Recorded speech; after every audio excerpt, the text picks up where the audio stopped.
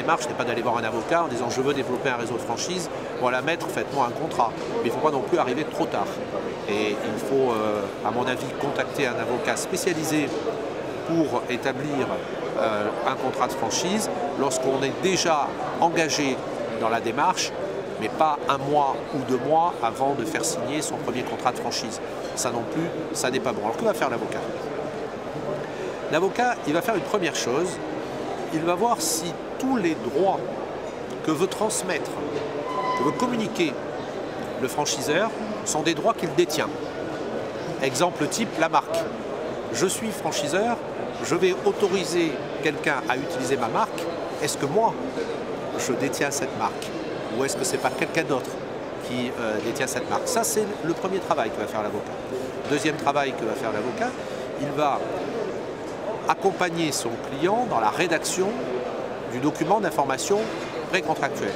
Ce n'est pas lui, en général, qui va le rédiger, notamment sur tous les aspects, je dirais, commerciaux, marketing, présentation du marché, du document d'information précontractuelle, mais il va superviser et il va rédiger les aspects juridiques. Ensuite, il va faire le contrat de franchise, le contrat de franchise qui s'appliquera dans le réseau, et puis peut-être qu'il va être amené également à rédiger d'autres contrats dits, entre guillemets, périphériques, comme un contrat d'approvisionnement, par exemple, ou un contrat cadre d'approvisionnement qui peut être amené également à rédiger. Le conseil doit aborder toujours la question avec une grande humilité et il doit écouter avant tout.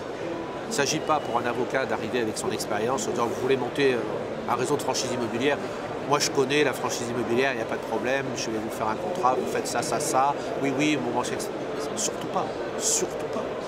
Il faut que l'avocat écoute, il faut que l'avocat observe, il faut que l'avocat comprenne le concept, comprenne quelles sont les particularités de ce concept et peut-être y voir aussi peut-être des failles par rapport à un développement et attire l'attention de son client sur un ou 2 points qu'il faut revoir.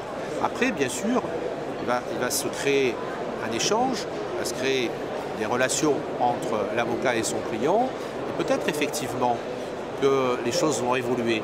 Peut-être qu'effectivement, le franchiseur, l'apprenti entre guillemets franchiseur, n'avait pas vu certaines choses que l'avocat va voir.